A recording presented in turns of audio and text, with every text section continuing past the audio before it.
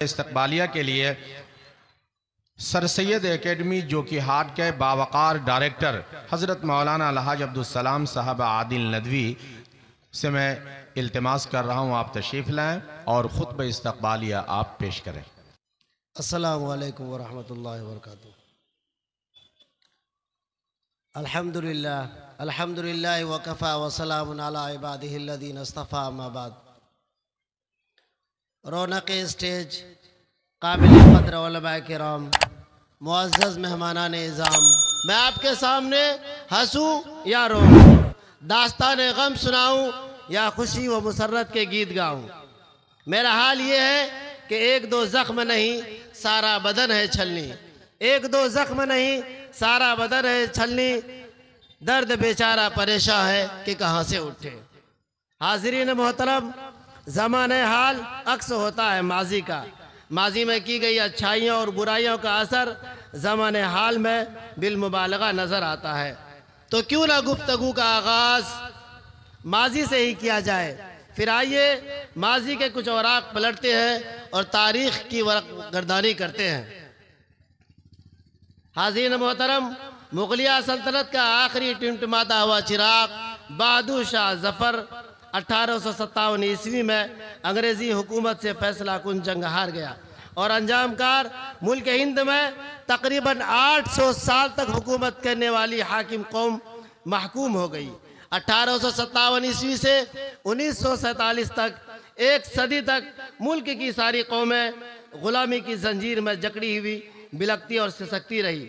महकूमियत के दौर में सारी कौमें, क्या हिंदू, क्या मुस्लिम, क्या सिख, क्या ईसाई, अंग्रेज़ों की जुल्म बर्बरियत झेलती रही। जब जुल्म की इंतहा हो गई तो सारी कौमें मुत्तहिदा तौर पर कब्र बस्ता हुई और तवील जद्दोजहद के बाद मुल्क आज़ाद हो गया। आज़ादी के बाद हिंदुस्तानी अक़वाम के दरमियान एक बहुत बड़ी रेस शुरू हो चुकी थी। हर कौम तालीमी, माशी और तहजीबी एतबार से एक दूसरे से फ़ौक़ियत और बरतरी हासिल करना चाहती थी।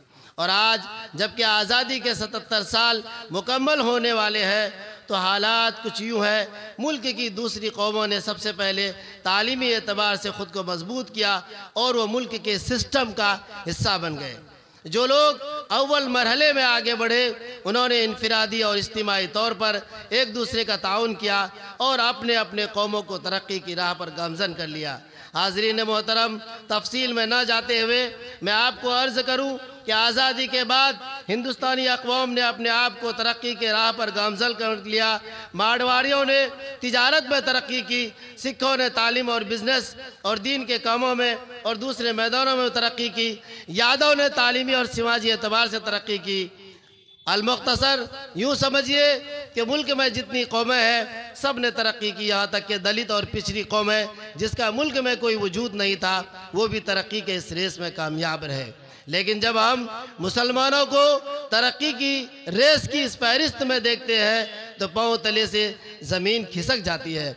2005 ईस्वी में कांग्रेस की हुकूमत में मनमोहन सिंह की सरकार ने मुसलमानों की समाजी, माशरती, तालीमी, इक़्तिसादी सूरत हाल का जायज़ा लेने के लिए एक 7 निकाती कमेटी की तश्कील दी, जिसकी सरबराही दिल्ली हाई कोर्ट के साबिक चीफ जस्टिस राजेंद्र सचर ने की और उन्हीं के नाम पर राजेंद्र सचर कमेटी नाम भी दिया गया। सन 2006 ईस्वी में इस कमेटी ने अपना रिपोर्ट पेश किया। राजेंद्र सचर ने मुसलमाना ने हिंद की ज़ुबूहाली को देखते हुए हुकूमत हिंद के सामने चंद सिफारिशात पेश की। आइए उस रिपोर्ट के चंद सतूर मुलाहजा फरमाइए। राजेंद्र सचर ने अपने रिपोर्ट में लिखा, हिंदुस्तानी मुसलमानों की तादाद मुल्क की कुल आबादी का 14% है, लेकिन मुस्लिम कौम तालीमी एतबार से निहायत पसमानदा है।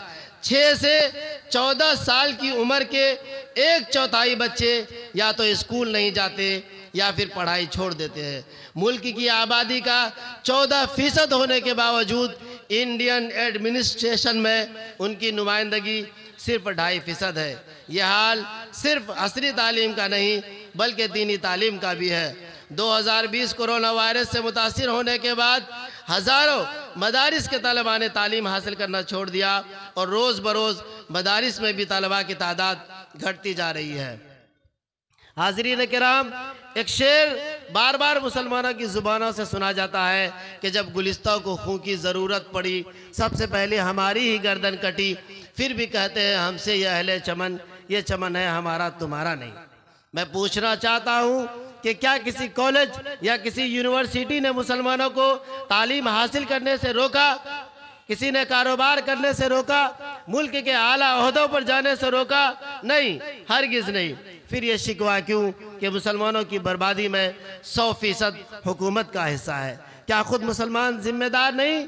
एक सर्वे से मालूम हुआ कि मुसलमानों में ज़्यादातर लोग छोटे कारोबार जैसे फेरी लगाना, ठेला में सामान बेचना, चाय की टपरी लगाना, पंचर की दुकान, मैकेनिक, मोटर बाइक मैकेनिक, परदेशों में जाकर नौकरी करना, मिस्त्री और कम दर्जे का ठेकेदार होते हैं। तू ही नादा चंद कलियों पर कनात कर गया, तू ही नादा चंद कलियों पर कनात कर गया, वरना गुंशल में इलाज तंगी ये दमा भी है। अलमुख्तसर किसी ने क्या खूब कहा है, जब आँख खुली तभी सवेरा। ताखीर कभी भी नहीं होती, जब मौका मिले काम शुरू कर दे। मेरा आप सबको इस तारीख साज कॉन्फ्रेंस से पैगाम है, यहाँ से अहद करके उठिए कि उम्मत मुस्लिमा की तरक्की के लिए हमेशा कोशा रहेंगे। मिल्लत का हर फर्द मिल्लत की फलाह व बहबूद के लिए एक बजट तैयार करें। बस इसी बात पर मैं अपनी बात को ख़त्म करता हूँ। वक्त को देखते हुए दुआ है कि अल्लाह ताला हमारी इस जद्दोजहद को और काविशों को शर्फ कबूलियत से नवाजे और तमाम अराकीन को इखलास के साथ काम करने की तौफीक अता फरमाए। एक बार फिर मैं आप सबका तहे दिल से इस्तकबाल करता हूँ। शुक्रिया, जज़ाकल्लाहु खैरा, वस्सलामु अलैकुम व रहमतुल्लाह।